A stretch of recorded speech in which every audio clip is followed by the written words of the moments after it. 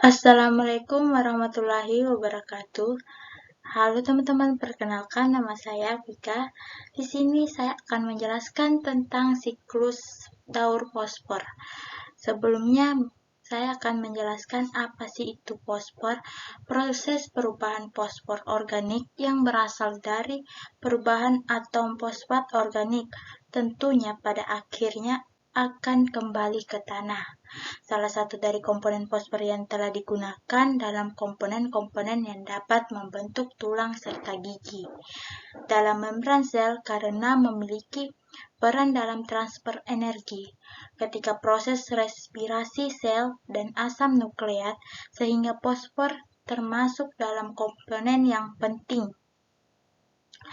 Dua bentuk senyawa yang sering ditemui di alam yaitu senyawa fosfat organik dan senyawa fosfat anorganik.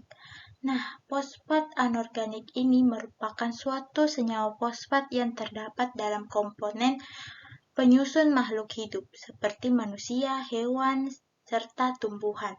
Dan senyawa fosfat anorganik merupakan suatu senyawa fosfat yang dapat ditemukan dalam berbagai benda mati di lingkungan sekitar seperti tanah serta bebatuan.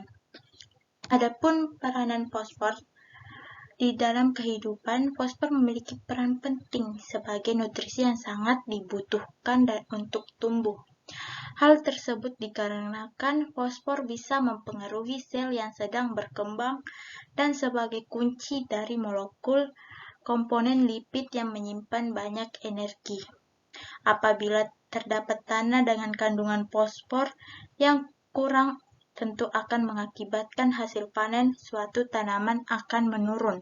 Adapun penjelasan skema siklus yang terdapat pada gambar tersebut tentang daur fosfor. Beberapa siklus daur fosfor yang bergerak melalui tanah, air, batuan, serta sedimen bekas organisme. Tahapan dari siklus daur fosfor tersebut yaitu yang pertama, seiring dengan waktu yang terus berjalan, hujan serta terjadinya pelapukan bisa mengakibatkan batuan mengeluarkan ion fosfat serta mineral lainnya, yang kemudian fosfat anorganik tersebut. Pertama, seiring dengan waktu yang terus berjalan, hujan serta terjadinya pelapukan bisa mengakibatkan batuan mengeluarkan ion fosfat serta mineral lainnya, yang kemudian fosfat organik tersebut selanjutnya akan diedarkan di air serta tanah. Kemungkinan tumbuhan akan ada mengambil fosfat anorganik dari tanaman. Tumbuhan yang akan mengambil fosfat anorganik dari tanah. Selanjutnya, tumbuhan tersebut bisa diberikan atau hewan apa yang dapat dikonsumsi. Kemudian saat berada dalam tanaman maupun hewan, fosfat yang dijumpai dimasukkan dalam molekul organik misalnya DNA, sehingga saat hewan maupun tanaman tersebut mati, organisme tersebut akan meluruh sehingga fosfat akan kembali ke asalnya yaitu tanah. Terjadinya mineralisasi yaitu suatu proses pembentukan yang mana fosfat tersebut berada di dalam tanah dengan jenis organik seperti fosfat yang sudah digunakan sebagai bentuk organik menjadi fosfor anorganik. Adanya perairan yang berujung ke laut, fosfor yang ada di dalam tanah sangat mungkin untuk berakhir di perairan. Selanjutnya, fosfor tersebut bisa jadi dimasukkan ke dalam sedimen setiap hari. Adapun ketersediaan daur fosfor sebagian besar memang terkunci di dalam sedimen serta bebatuan.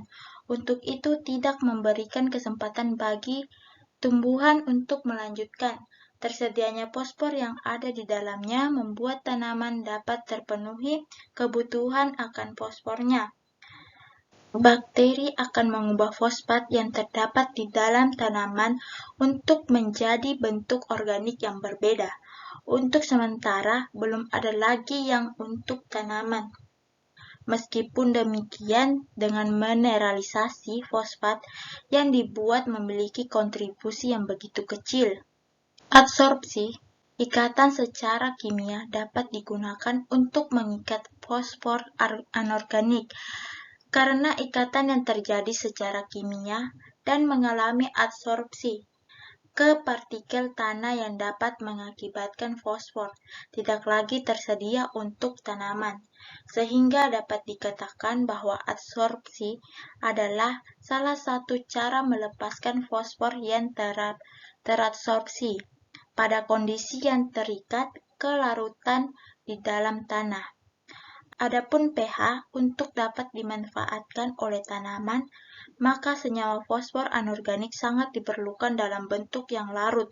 Dengan demikian diharapkan dapat diambil oleh tanaman serta sangat bergantung pada pH atau tingkat keasaman tanah.